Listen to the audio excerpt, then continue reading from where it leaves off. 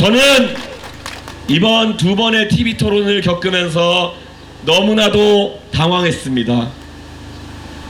저는 올해 나이가 40입니다. 적어도 어리다 취급을 받을 나이는 아니어야 합니다.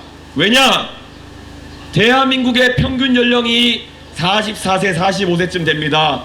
저는 이제 대한민국의 허리가 될 자격이 충분한 사람입니다. 그런데 지난 두 번의 TV 토론 과정 속에서 85년생인 저에게 64년생인 이재명 후보가 하는 모습을 보셨을 겁니다. 저는 충분히 제가 대표하는 당원들과 지지자들의 뜻을 받들어서 이재명 후보에게 물었습니다. 당신의 경제정책은 이상하다. 해명해 보아라. 그럴 때마다 이재명 후보가 답변을 어떻게 했습니까? 극단적이시군요. 이렇게 답을 하면서 회피했습니다. 급기야 두 번째 토론에서는 제가 질문할 때마다 저를 훈계하려 달려들었습니다.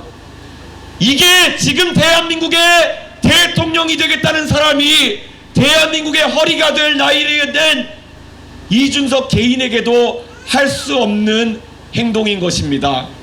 스스로 대통령이 되겠다는 사람이 과거의 본인의 그런 트라우마 때문에라도 어떻게 방탄유리 속에 틀어박혀가지고 국민에게 여론을 듣겠습니까? 김문수 후보가 당당하게 이야기했습니다. 내가 만약에 총을 맞을 일 있으면은 나는 맞겠다. 그런 일이 일어나서는 안 되는 것이지만 정치인은 항상 그런 위험을 가지고도 국민들의 말을 듣겠다는 숙명을 가지고 시민들 속으로 들어가는 것입니다. 대한민국의 일반적인 시민이 밤거리를 다니고 길거리를 다니는데 위험하다면은 저는 제가 대통령이 되더라도 그 위험을 공유하겠습니다. 저는 대한민국의 대통령이란 국민들의 선택을 받아서 중요한 결정을 내리는 것을 위임받은 자리이지 절대 국민과 괴리되어 가지고 따로 사는 사람이 아닌 것입니다. 저는 대한민국의 대통령이 되면은 오늘 그런 것처럼 항상 여러분과 가까운 위치에서 소통하고 여러분과 사진 찍고 여러분의 정책 제안을 받아들이는 그런 대통령이 되겠습니다. 이준석!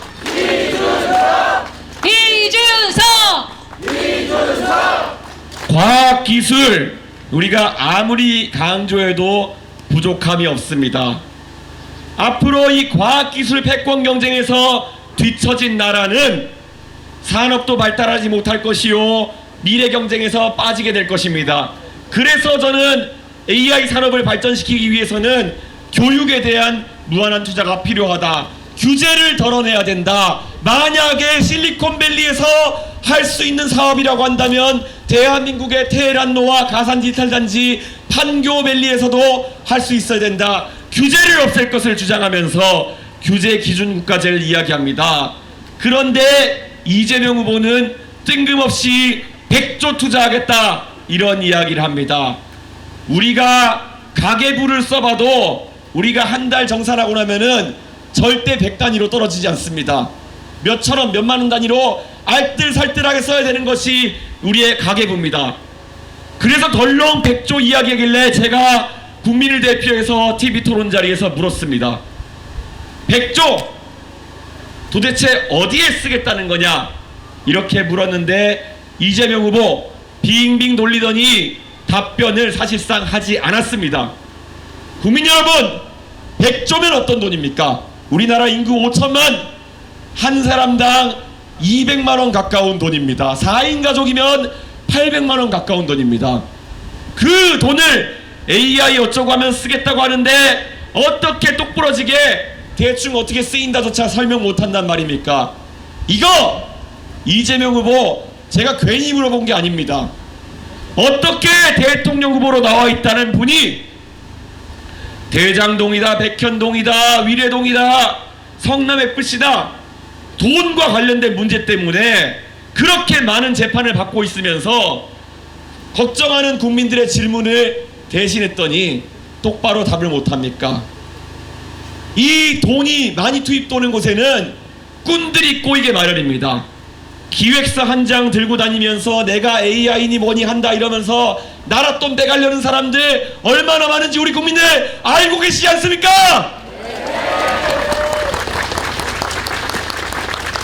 국민 한 사람당 200만 원 가까운 돈이 투입되면은 100조 가까운 돈이 되는데 이걸 어떻게 쓸지조차 똑바로 답변하지 못하는 사람, 제가 그저께는 또 물어봤습니다.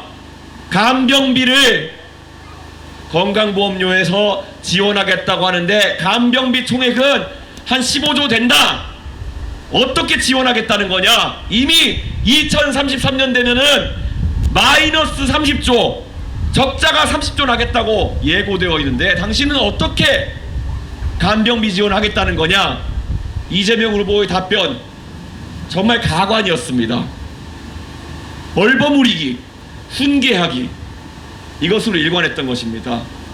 저는 그렇기 때문에 우리가 이제 표로서 심판해야 됩니다. 국민들 앞에서 숫자가 맞지 않는 약속을 흔들면서 뻥을 치는 사람이 있다. 그렇다면은 대한민국 국민들이 우리는 바보가 아니다, 이런 것을 보여줘야 되는 것입니다. 이재명 후보 며칠 전에 유세차에 올라가서 이렇게 얘기했습니다. 호텔 경제학, 그거 알아듣지 못하면은 바보라는 식으로 이야기했습니다. 지금 이 자리에 계신 국민들 중에서 대다수가 호텔 경제학 이해하실 수가 없을 겁니다. 왜냐하면 그걸 이해하는 게 전 바보라고 생각합니다. 그렇지 않습니까? 자신이 국민에게 정책을 이해하고 그것을 국민들이 잘 받아들이지 못한다면은, 정상적인 정치인이라고 한다면은 더더욱 세심하게 국민들에게 설명하고, 이것은 이렇습니다, 제가 보충해서 이렇게 말씀드리겠습니다, 아직도 이해가 부족하다면 제가 더 설명드리겠습니다 하는 것이 정치인의 기본적인 자세여야 될 것입니다. 그런데 내 말을 못 알아들으면은 그런 사람들은 바보다 이렇게 내지르고, 급기야는 그저께 토론에서는 혼자 부들부들 하더니만은 루카스 자이제라는 사람을 아느냐고 저한테 물어봤습니다. 제가 모를 줄 알았겠죠. 하지만 저는 알고 있었습니다. 그 사람은 독일 공산당 기관지의 편집장을 지낸 공산주의자인데 도대체 그 사람을 왜 들어가지고 대한민국 국민들을 가르치려고 하는 것입니까? 대한민국이 6.25 전쟁 이후로 이런 사람을 과연 본 적 있습니까? 공산주의자의 경제 이론을 들어가지고 대한민국 국민들에게 경제란 이런 것입니다 하고 가르치려고 하는 사람, 저는 처음 본 것 같습니다. 여러분, 아마 이재명 후보 루카스 자이제가 공산주의자에 가까운 사람이라는 것을 전혀 몰랐을 겁니다.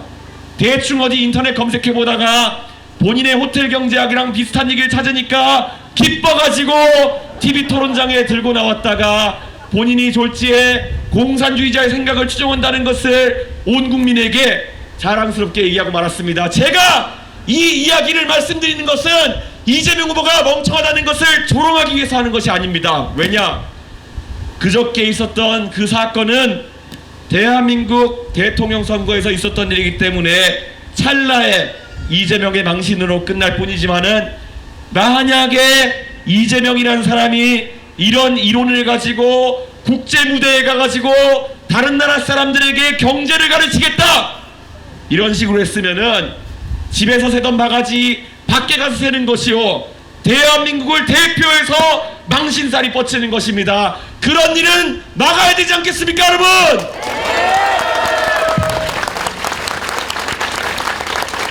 TV 토론장에 나와가지고 기고만장해가지고 지난 2번의 토론 동안 이재명 후보가 망신살을 산 것이 벌써 몇 가지입니까?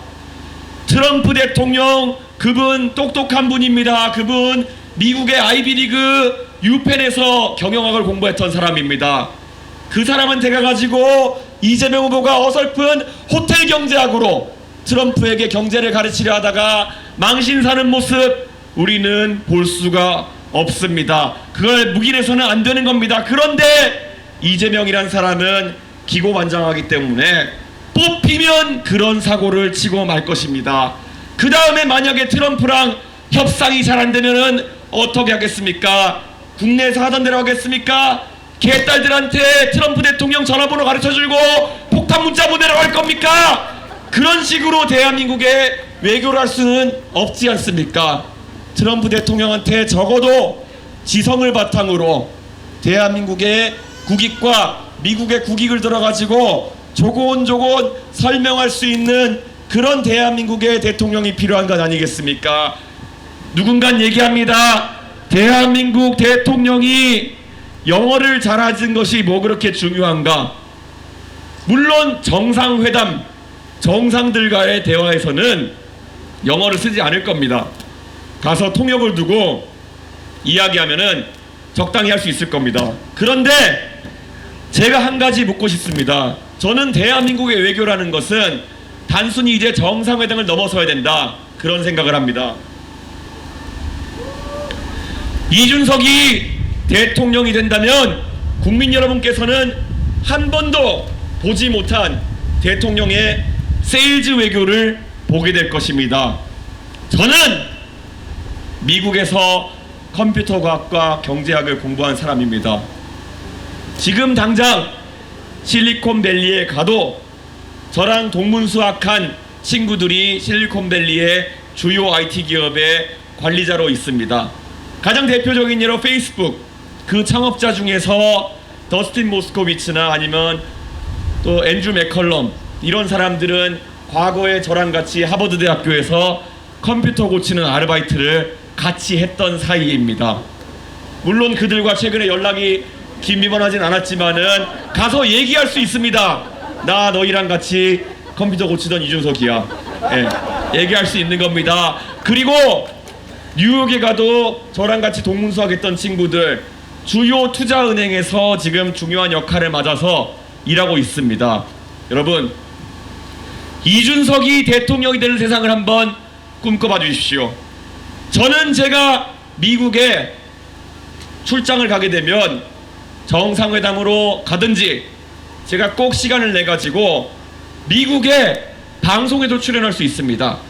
블룸버그, CNN, 팍스뉴스, CNBC 어디든 출연해가지고 대한민국의 세일즈를 할 수 있습니다. 바로 영어로 할 수 있습니다. 이것이 가져다주는 효과, 여러분 무시 못할 것입니다. 대한민국의 지도자가 미국 국민들에게 대한민국의 생각을 바로 알릴 수 있다는 것, 그것은 엄청난 장점이 될 것입니다. 정상회담은 통역을 두고 할 수 있을지 모르겠지만은 방송 출연은 직접 영어를 할 수밖에 없는 것입니다. 오직 이준석을 뽑았을 때 가능합니다. 그리고 기업인들을 만나서도 바로 다이렉트로 얘기할 수 있는 사람, 바로 저 이준석입니다. 저는 대한민국의 대통령이 되면 불철주야 열심히 뛰어서 대한민국이 국제사회에서 항상 빛날 수 있도록 제가 모든 것을 쏟아붓겠습니다. 여러분 기대되지 않습니까?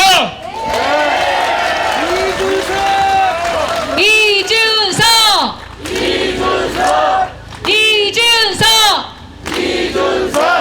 과거에 우리나라 대통령 중에 이명박 대통령 정도는 그래도 젊을 때부터 비즈니스를 하셨기 때문에 가면은 부시 대통령 골프카트도 몰고 가가지고 영어는 많이 안 돼도 가가지고 팔 잡아 당기면서 말도 걸고 이렇게 하면서 국익을 위해 노력했던 기억이 있습니다.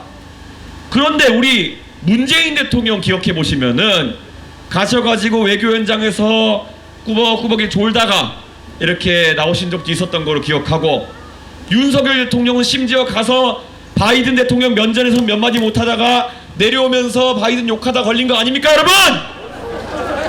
그런 게 대한민국 외교의 대표적인 장면이 되어서는 안 되는 겁니다. 우리나라 대통령이 언젠가는 그런 다자간 외교 무대에 가서 상대 정상의 팔을 잡아 이끌면서 빠른 시일 내에 한국에 좀 와라, 같이 한번 우리 외교 한번 해보자, 이런 얘기하는 세상, 그게 바로 여러분이 투표해 주시면은 열흘 뒤에 대한민국입니다. 투표해 주시겠습니까?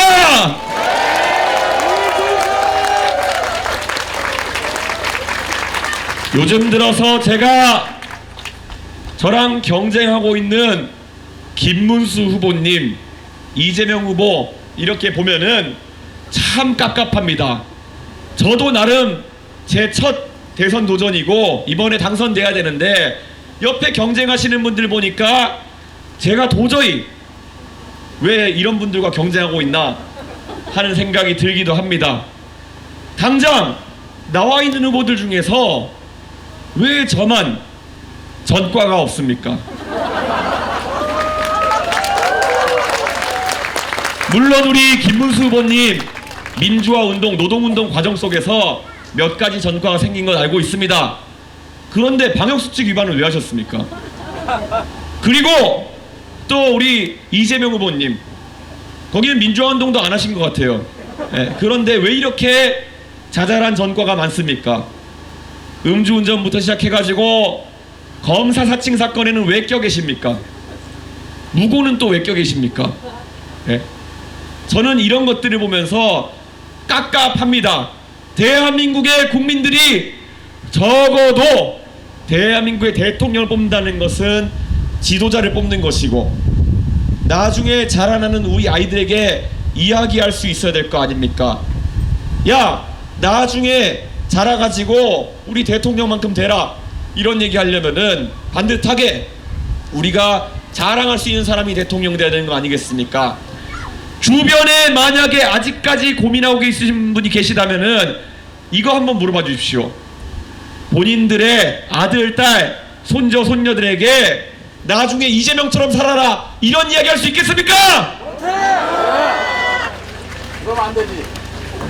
목적이 모든 수단을 정당화하고 검찰개혁 따위만 외치면은 본인이 어떤 잘못을 하더라도 다 면죄부줘야 되는 세상이 바로 우리가 다음 세대에게 보여줘야 될 세상입니까? 저는 아니라고 생각합니다.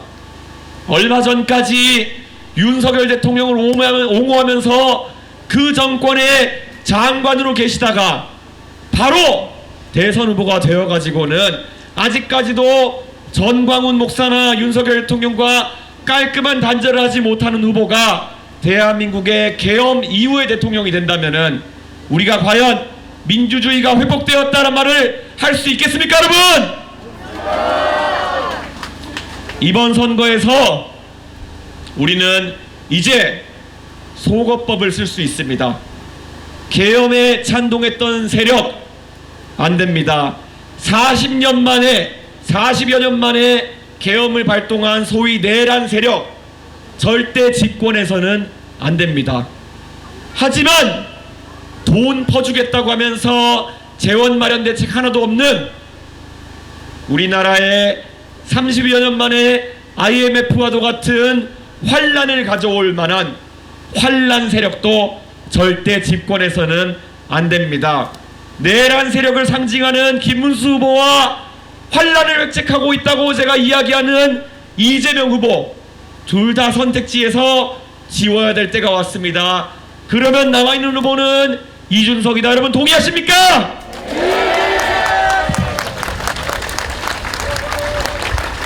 저는 선명하게 약속드리겠습니다. 저 이준석이 대통령이 되면 적어도 대한민국의 미래 세대, 여러분의 아들, 딸, 손자, 손녀가 롤모델로 삼아도 부끄럽지 않은 그런 대통령이 되겠습니다. 산업화와 민주화를 넘어서 우리나라가 다시 한번 도약할 수 있는 그런 주문기를 만들어내겠습니다. 저는 오늘 여러분 앞에서 저의 비전을 말씀드렸습니다.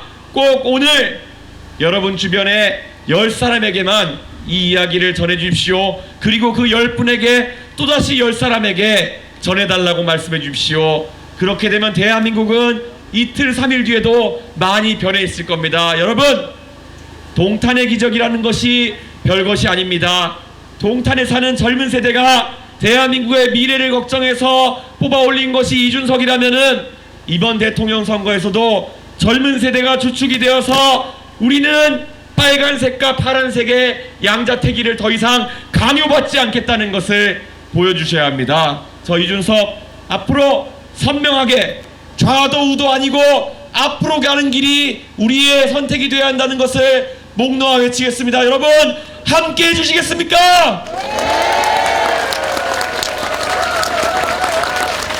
대한민국을 위해 앞으로 더 열심히 선거운동하겠습니다. 여러분, 여러분의 소중한 한 표 사전투표 날부터 가서 압도적인 투표를 통해서 표현해 주십시오. 제가 대통령이 되어서 첫날부터 능숙하게 대한민국을 한 단계 업그레이드 시켜서 보답하겠습니다. 감사합니다. 열심히 하겠습니다. 여러분, 우리 이준석 후보에게 다시 한번 큰 함성 보내주십시오. 개혁신당 이준석 후보 기호 4번 개혁신당의 이름으로 당당하게 완주하겠습니다.